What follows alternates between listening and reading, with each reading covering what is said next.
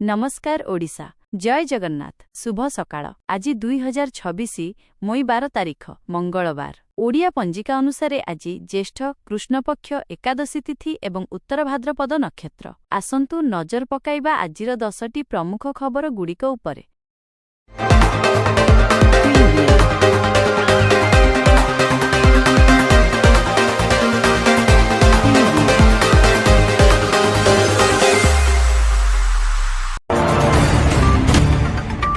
होर्मुज संकटर समाधान UAE Fujairah port को नहीं भारत करिबो बड़ डील। पश्चिम एशिया रे जारी रहिथिबा युद्ध एवं अस्थिरता मध्यरे भारत एक बड़ रणनीतिक सफलता हासिल करिबाकु जाउछि।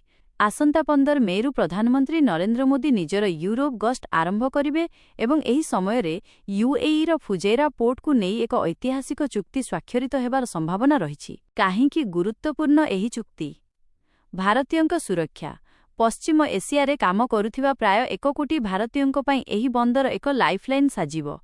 युद्ध समय रे आकाश मार्ग बंद हेले एही पोर्ट दे जलपथरे भारतीयंकु सुरक्षित उद्धार करा जाई परिबो। तेल संकटरु मुक्ति स्ट्रेट ऑफ हॉर्मुज रे उत्तेजना जुगु तेल रप्तानी बाधाप्राप्त हेले फुजैरा एक विकल्प मार्ग भाबे काम करिबो, कारण एहा हॉर्मुज प्रणाली बाहरे अवस्थित। अर्थनैतिक कॉरिडोर एही बंदर प्रस्तावित आईमेक बा भारत मध्यप्राच्य यूरोप अर्थनैतिक कॉरिडोर एक प्रमुख केन्द्र हेबो। प्रधानमंत्री नरेंद्र मोदींको एही गस्ट केवल वाणिज्यिक नुहे बरं साउदी आरब पक्षरु आदाय हेउथिबा एशियन प्रीमियम रु मध्य भारतकु मुक्ति देबारे सहायक हेबो। एही ऐतिहासिक चुक्ति भारतर वैदेशिक नीति पई एक बड़ विजय बोली विशेषज्ञ माने मत देइछन्ति। चीन गस्तरे ट्रम्प ईरान संकटर समाधान हेबो कि आसंता 13 रु 15 मे पर्यंत अमेरिका राष्ट्रपति डोनाल्ड ट्रम्प चीन गस्ट करिबाकु जाउछन्ति। एही गस्ट समय रे बेजिंग रे से राष्ट्रपति सी जिनपिंग सह एक गुरुत्वपूर्ण बैठकरे जोग देबे। मुख्यतः ईरान एवं रूसकु चीन जोगाउथिबा सामरिक सहायता बंद करिबा पई ट्रम्प चाप पकाइबा सह मध्यप्राच्य रे शांति प्रतिष्ठा पई आलोचना करिवे। एही 3 दिनिया गस्त मध्यरे अनेक गुरुत्वपूर्ण कार्यक्रम रहिछि। मे 14 गुरुवार ट्रम्प एवं सी जिनपिंगଙ୍କ ମଧ୍ୟରେ ଆନୁଷ୍ଠାନିକ ବୈଠକ ସହ ଟେମ୍ପଲ ଅଫ୍ ହେଭେନ୍ ପରିଦର୍ଶନ ଓ ରାଷ୍ଟ୍ରାୟତ୍ତ ରାତ୍ରିଭୋଜନ ଅନୁଷ୍ଠିତ ହେବ। ମେ 15 ଶୁକ୍ରବାର ମଧ୍ୟାହ୍ନ ଭୋଜନ ପରେ ଟ୍ରମ୍ପ ଆମେରିକା ଫେରିଯିବେ। ଏହି ସାକ୍ଷାତକାରରେ ମହାକାଶ କୃଷି ଏବଂ ଶକ୍ତି କ୍ଷେତ୍ରରେ ଚୁକ୍ତିନାମା ସହ ବୋଇଂ ବିମାନ ଓ ସୋୟାବିନ୍ କ୍ରୟ ଉପରେ ମଧ୍ୟ ଆଲୋଚନା ହେବାର ସମ୍ଭାବନା ରହିଛି।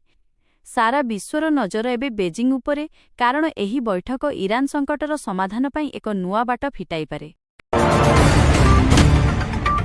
नरेंद्र मोदींको आह्वानर प्रभाव सुना दर कमिबा सह शेयर बजार क्राश। आज बजार खोलिबा मात्रे शेयर बजार रे बड़ धरणर ह्रास देखिबाकु मिलिछि। उभय सेंसेक्स एवं निफ्टी सूचकांक निम्नगामी होइछन्ति। बजार खोलिबा समय रे सेंसेक्स 800 पॉइंट रु अधिक खसिथिबा बेले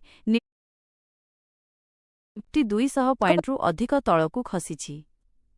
अमेरिका एवं ईरान मध्यरे शांति प्रस्तावकु नेई अनिश्चितता जुगु क्रूड एल दर बढ़िबा एहार मुख्य कारण बोली कुहा जाउछि। एही समय रे मध्यप्राच्य रे जारी रहिथिबा उत्तेजनाकु दृष्टि रे रखी प्रधानमंत्री नरेंद्र मोदी देशवासींकु सुना न किनिबा एवं पेट्रोल डीजेल संचय करिबाकु आह्वान देइछन्ति। एहार प्रभाव बजार उपरे स्पष्ट देखा देइछि।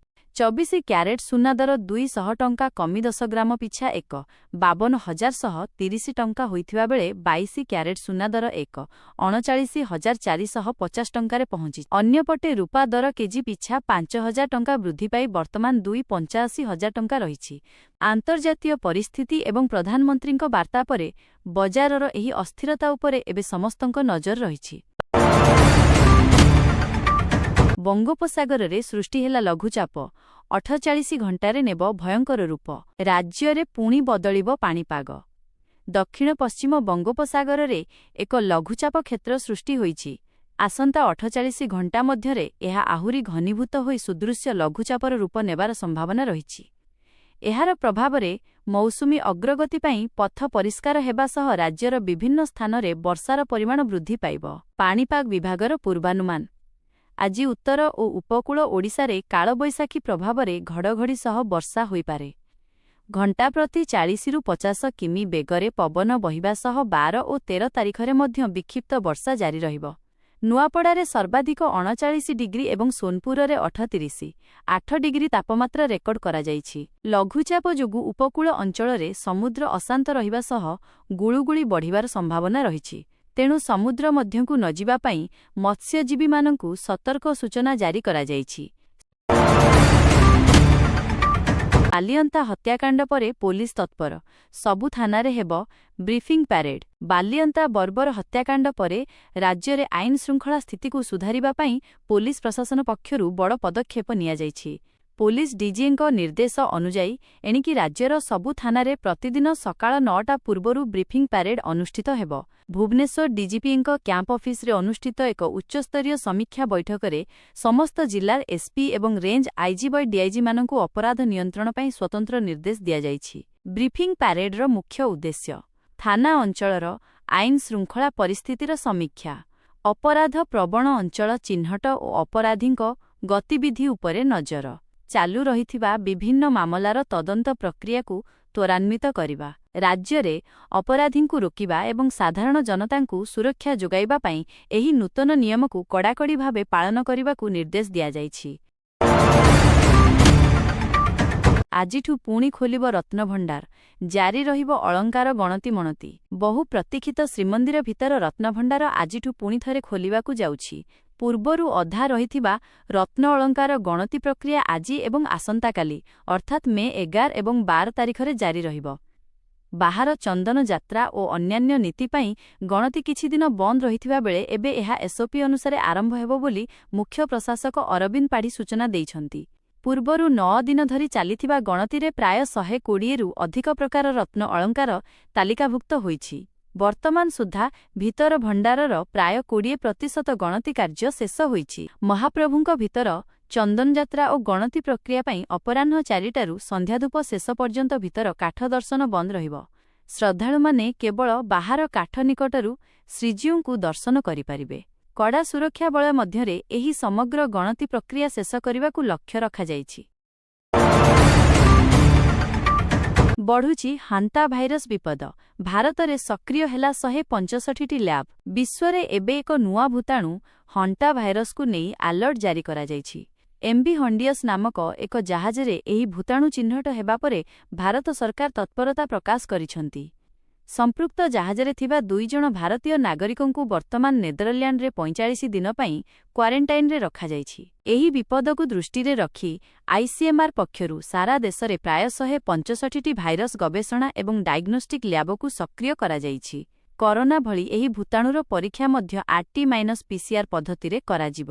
ହଣ୍ଟା ଭାଇରସର ମୁଖ୍ୟ ଲକ୍ଷଣ ପ୍ରବଳ ଜ୍ୱର ଏବଂ ମୁଣ୍ଡବିନ୍ଧା, ମାଂସପେଶୀ ଓ ପେଟରେ ଯନ୍ତ୍ରଣା, ବାନ୍ତି ହେବା। ବିଶେଷଜ୍ଞଙ୍କ ଅନୁଯାୟୀ ଏହି ଭୂତାଣୁ ସଂକ୍ରମିତ ମୂଷାର ମଳମୂତ୍ର ସଂସ୍ପର୍ଶରେ ଆସିଲେ ବ୍ୟାପିଥାଏ।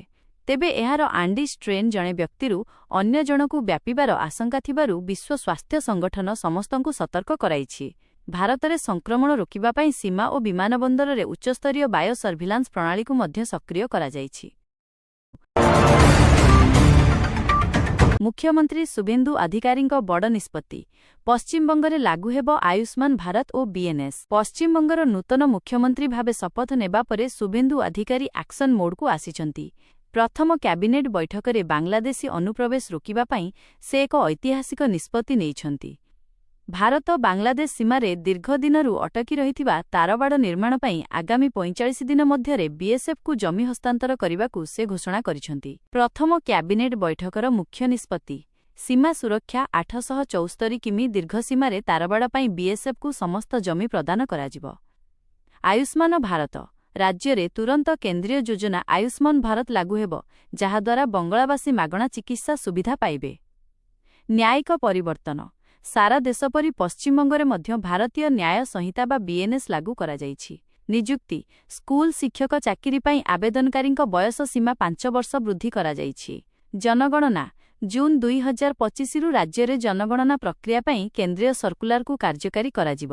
ପୂର୍ବତନ ମୁଖ୍ୟମନ୍ତ୍ରୀ ମମତା ବାନାର୍ଜୀଙ୍କ ସରକାର ଅଟକାଇ ରଖିଥିବା ସମସ୍ତ କେନ୍ଦ୍ରୀୟ ଯୋଜନାକୁ କାର୍ଯ୍ୟକାରୀ କରି ଶୁଭେନ୍ଦୁ ଅଧିକାରୀ ରାଜ୍ୟ ରାଜନୀତିରେ ଏକ ନୂଆ ଅଧ୍ୟାୟ ଆରମ୍ଭ କରିଛନ୍ତି।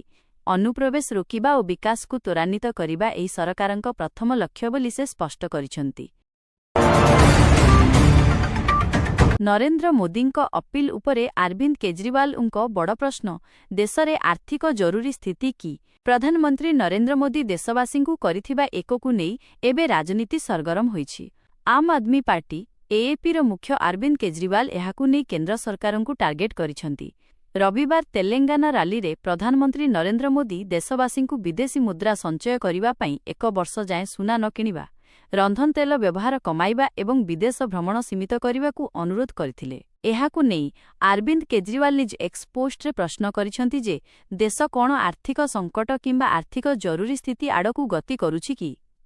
ପୂର୍ବରୁ କେବେ ଏଭଳି ସ୍ଥିତି ଉପୁଜି ନଥିବା ବେଳେ ପ୍ରଧାନମନ୍ତ୍ରୀ ଦେଶବାସୀଙ୍କ ସାମ୍ନାରେ ପ୍ରକୃତ ସତ୍ୟ ରଖିବା ଦରକାର ବୋଲି ସେ ଦାବି କରିଛନ୍ତି। ଅନ୍ୟପଟେ ଏଏପି ନେତା ସଞ୍ଜୟ ସିଂ ମଧ୍ୟ ଏହାକୁ ନେଇ ନରେନ୍ଦ୍ର ମୋଦିଙ୍କୁ ସମାଲୋଚନା କରିଛନ୍ତି। ସେ କହିଛନ୍ତି ଯେ ସାଧାରଣ ଜନତାଙ୍କୁ ତ୍ୟାଗ କରିବାକୁ କୁହାଯାଉଥିବା ବେଳେ ପ୍ରଧାନମନ୍ତ୍ରୀ ନିଜେ ବିଦେଶ ଯାତ୍ରା ଏବଂ ବଡ଼ ବଡ଼ ରାଲି ଜାରି ରଖିଛନ୍ତି।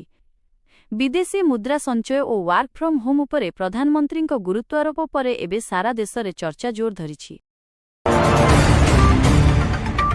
କାଗଜରେ ସହର ହେଲା 352 ଗାଁ।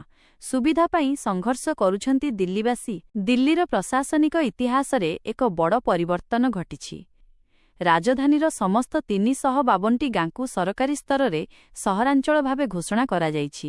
1963 ମସିହାରୁ ଆରମ୍ଭ ହୋଇଥିବା ଏହି ପ୍ରକ୍ରିୟା 2026ରେ ଶେଷ 48ଟି ଗାଁକୁ ଅନ୍ତର୍ଭୁକ୍ତ କରିବା ସହ ସମାପ୍ତ ହୋଇଛି। ଏମ୍ସିଡି ଏହି ସମଗ୍ର ସହରୀକରଣ ପ୍ରକ୍ରିୟାକୁ 8ଟି ପର୍ଯ୍ୟାୟରେ ସମ୍ପୂର୍ଣ୍ଣ କରିଛି। ତେବେ ଏହି ପରିବର୍ତ୍ତନ କେବଳ କାଗଜପତ୍ରରେ ସୀମିତ ଥିବା ନେଇ ସ୍ଥାନୀୟ ଲୋକେ ଅଭିଯୋଗ କରିଛନ୍ତି। ସହରାଞ୍ଚଳ ଘୋଷଣା ହେବା ପରେ ଗାଁଗୁଡ଼ିକରେ ଡିଡିଏର କଠୋର ନିୟମ ଏବଂ ସମ୍ପତ୍ତି କର ଲାଗୁ ହୋଇଛି, କିନ୍ତୁ ମୌଳିକ ଭିତ୍ତିଭୂମିର ବିକାଶ ହୋଇନାହିଁ।